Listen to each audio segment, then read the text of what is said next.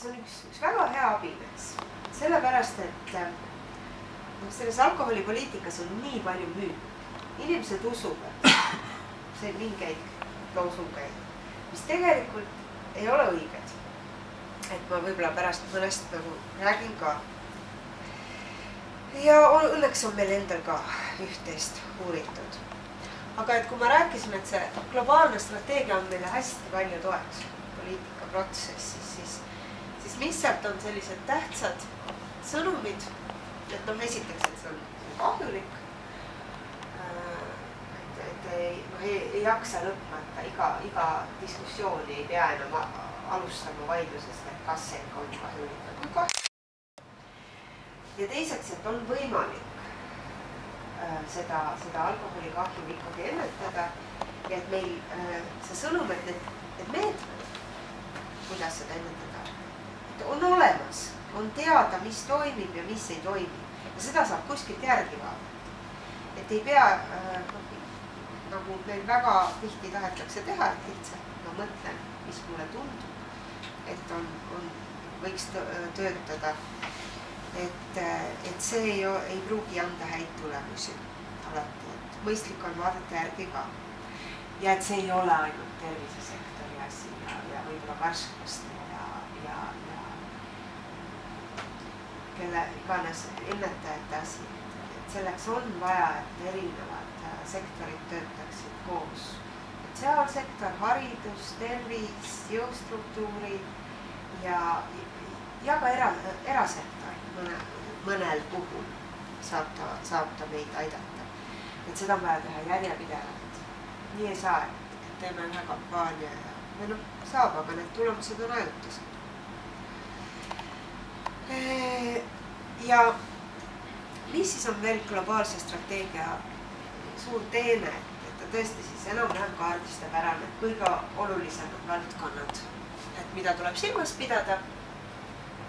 Ja kui meil oli näiteks selles samas memorandumis oli meil 5 valdkonda, Euroopa Liidu strateegias on ka 5 valdkonda, siis siin on neid. Ja tõesti võib öelda, et kui nüüd seda järgida, siis ei jää ehk vast mitte midagi katmata. Me oleme võtnud siis eelmisest memorandumist siis alkoholipoliitika prioriteedid, sest neis on juba kokku lepitud. Selleks, et mitte avada seda diskussiooni uuesti, seda uuesti läbi käia, siis oleme me prioriteedid sõna-sõnalt siis eelmisest memorandumist ja ma usun, me võime kõik sellega nõustuda, et oluline on, et noored ei jooks, et täiskasvanud ei liialdaks ja et kogu Eesti tarbimine vähendaks. See on see koht, see on väga oluline. Et ikka, kui te satute rääkima siis kas tootjate või kõrtsilipidajatega, siis öeldakse, jaa, liigjoomine see on väga paha. Aga see mõõdukas tarbimine, et mis teil selle vastu on? Teeme niimoodi, et hea küll, et võitleme liigjoomise vastu, aga tühjasest kogutarbimisest, et see ei ole eesmärk omaette. Et siis, kui Eesti üldnumbreid vaadata, siis nende tarbimisnumbrite juures ei ole võimalik vähendada kahjusid, kui kogutarbimine ei vähene. Aga peaaegu kõik või väga suur osa joob liiga palju ja kui me selle sama koguse jaotaks nende peale, kes täna ei joo liiga palju, siis nad homme jooksid. Et ühesõnaga ikkagi see terve see tarbimisnumber peab vähenema, siis on lootust, et kogutarbimine väheneb. Nii. Ja mis on hästi positiivne, et selles protsessis, kui me täna oleme juba päris palju töögruppidega kokku saanud, me oleme ka mingi mõõdetava eesmärgi pannud paika. Me oleme pannud paika sellise eesmärgi, et võiks olla Eesti elanikkonna tarbimine püsivalt üle 8 liitrit. Vabandust. nüüd tuli Sotsiaalministeeriumi tegelikult. Küll on hea, et ühtegi tootjat oleksin kohe kadunud. Nii, et ja see ei ole sugugi mitte veel ideaalne. Et see on meie esialgne selline väga tagasihoidlik eesmärk selles mõttes, et kui me teame, et tervisele kõige paremini oleks muidugi nulltarbimine ja mis on siis Maailma Terviseorganisatsioon välja arvestanud, et juhul kui tarbimine on üle 6 liitri, siis kõik need alkoholikahjud ka majanduslikus mõttes ületavad kahjud võimalikke tulusid, mida siis alkoholitööstus omal maksudega ja siis inimeste palkadega ühiskonnale annab. Selles mõttes väga oluline argument, ma usun, et sulle teid, ma ei pea veenma, et alkoholi osas tuleks midagi ette võtta. Aga kui te lähete laiemalt välja inimestega, kes võib-olla leiavad, et milles probleemiks on. Et alkohol on ju mõnes mõttes nii tore, sest et me toodame ja majandus kasvab ja inimesed käivad kõrtsis ja kõik jälle edeneb. Et ka majanduslikult on meie alkoholi tarbimine praegusel tasemel ikkagi on kindlalt kahjulik. Et me ei saa, see kasvud, mis tunduvad, et riigile laekub aktsiisi ja nii tore, et see tegelikult me teisest otsast kulutame need samad summad ja rohkem veel ära nende tervisekahjude ja muude kahjude jaoks.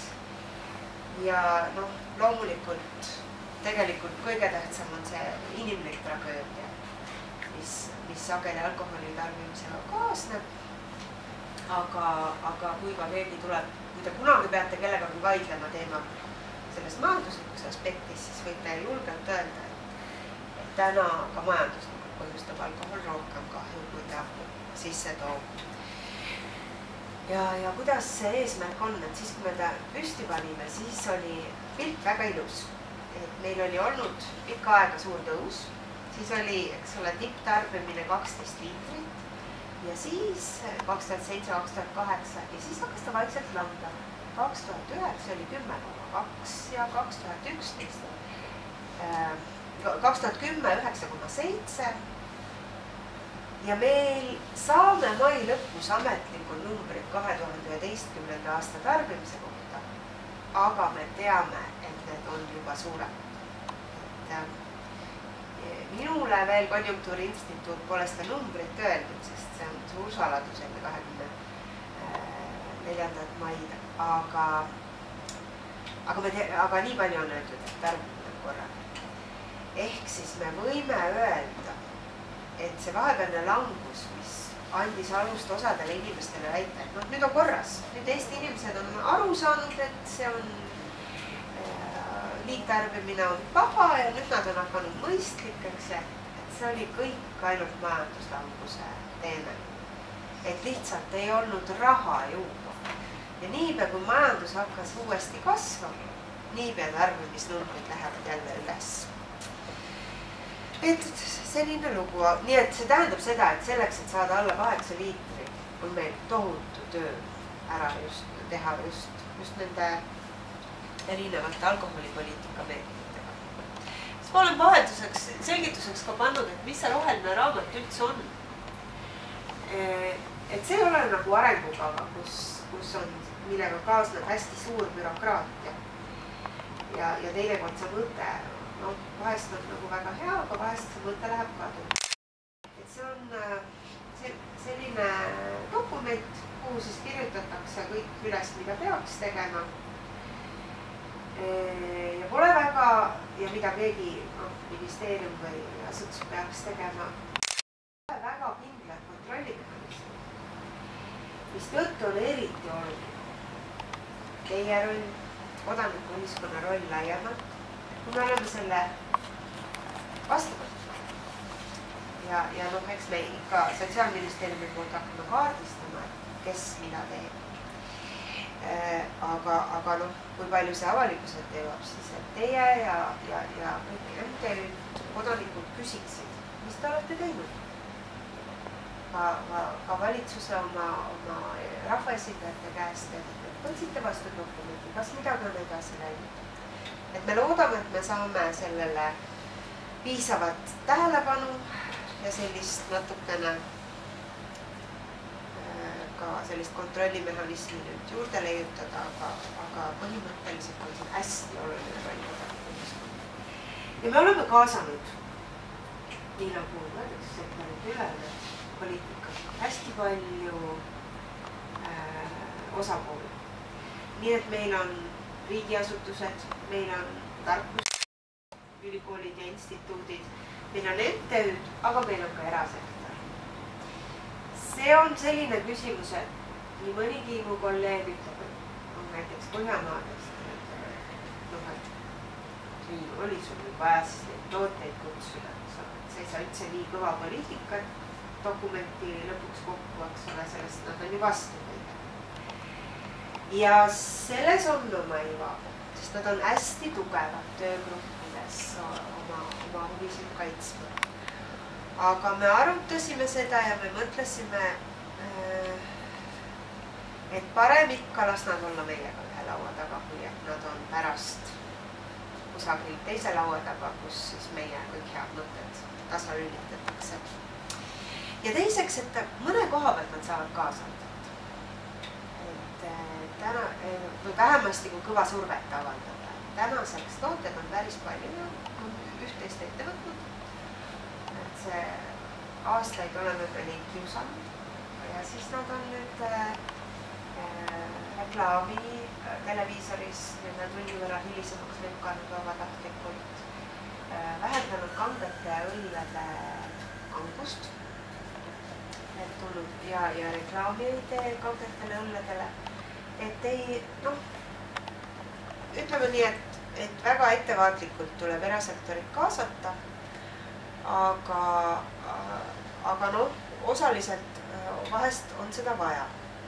Ja kus me ei ole eriti edukad, kus võib-olla teie olete edukamad, sest te tunnete oma kohalikke inimesi, on kaupmeeste ja restoranipidajate kaasamine. Seal, noh, nemad, kes nad lõpuks annavad tarbijale selle pudeli või selle klaasi, et noh, nende käes on see võti, et ainult üks purjus inimesele ja noorele inimesele. Ja selles osas tahaks rohkem nendega koostööd teha, aga riigi poolt seda on raske teha, sellepärast, et nad ei ole eriti hästi kuulnud. Poed veel on kaupmeeste liidus, aga mis puudutab kõrtse ja baare ja siis liidu on moodustanud ainult need kõige peenemad restoranid, neil on kulinaaria assotsiatsioon, nendega me oleme kohtunud, aga mis mul neist, et kahjuks jah, et siis meil on 7 töörühma, mis on tänaseks päris ilusti töötanud. Igaüks on vähemalt korra koos käinud ja osad rühmad on juba välja mõelnud erinevaid meetmeid. Ükski meede ei muuda maailma üksinda nendest, mis me oleme välja mõelnud. Näiteks kättesaadavuse rühmas lepiti siis ainus konsensus, millele me jõudsime, on see, et siis alkohol peaks poest kaupadest tulema. Ja kui pood on nii väike, et ta ei saa panna teda eraldi osakonda, siis tohiks teda ainult leitist müüa. Et ise ei saaks võtta. See on nüüd väike asi, kõik ülejäänute osas keegi oli vastu. Aga kuni siis lõpuks monopolini välja. Aga nüüd selliseid väikseid asju hästi palju teha. Siis kokku võiks saada sellise täitsa tõsise mõju,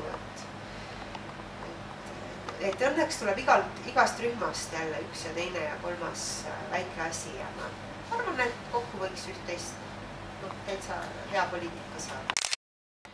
Ja me loodame aasta lõpuks valmis saada. Ja kui ma veel natuke töögruppide tööst ma mõtlesin, et mis meil ka vahepeal tuli kohaliku omavalitsuse töörühma täiesti üles. Et kui näiteks kättesaadavuse rühmas me arutasime, et mida me saaks, siis ikkagi võeti üles see teema, et aga täna on kohalikul omavalitsusel hästi palju, päris palju seadusandlikke võimalusi. Aga neid ei kasutata eriti palju. Ja me jõudsime järeldusele, et võib-olla peaks midagi selles mõttes tegema, et seda teadlikkust suurendada. Ja meil on plaanis teha selle aasta lõpus algavast Norra vaimse tervise programmist sellised väiksed juhised ja soovitused kohalikele omavalitsustele. Võib-olla siis ka järgmine või ülejärgmine aasta meil suurem üritus, siis kus neid häid praktikaid saaks vahetada. Ja vähemasti siiamaani majandusministeeriumiga me oleme ka arutanud, et me peame lihtsalt kohalike omavalitsustega ka rohkem suhtlema. Et alati, kui sellised üritused toimuvad, siis ametnik peab tulema. Nüüd loodame, et see praktikasse ka jõuab. Mõnikord see jõuab, mõnikord mitte. Minu hea kolleeg Valgas, tervisetöötaja kurtis, et palus ühes ministeeriumi allasutusest esinejad palka. Vastus oli, et armas proua Lõuna-Eestist, kas te teate ka, kui kaugel Valga Tallinnast on? Et ühesõnaga, me katsume oma isekeskis siis ka rääkida seda, et väärtustada seda, et alati, kui kohalikud inimesed kutsuvad, et siis peab minema. Et see on üks asi. Ja ka sellised mõtted, kui me oleme nüüd rahvusvahelisi praktikaid uurinud. Vaatame, mis teised on meil. Näiteks rootslastel on väga hea staatprojekt. Siis just see kohalike võimude, kohalike inimeste, MTÜ-de koostöö siis erinevate asutustega annab hästi häid tulemusi. Et ma nüüd lugesin, ma vaatasin hommikutelevisiooni.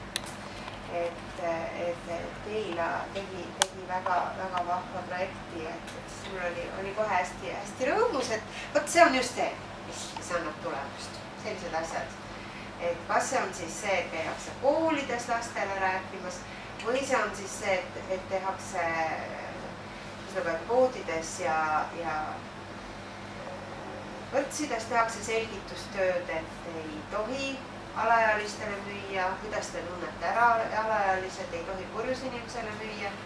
Võib-olla piitsabrännid käsikäes, et kõigepealt selgitustöö ja siis väike kontroll ka ja et sellised asjad on olnud hästi väga kasulikud, toimivad ja meil on plaanis natukene tuua ka seda siis Eestisse seda teadmist rohkem ja korraldada just kohalikele omavalitsustele ka siis selline vastavkonverents, kus me näitame, aga ka väiksemaid üritusi. Et saaks natukene toetada kohalikku alkoholipoliitikat. Me oleme harjunud alkoholipoliitika riiklik asi, aga tegelikult see võib olla ka täiesti kohalik asi. Kõik. Väga tänan.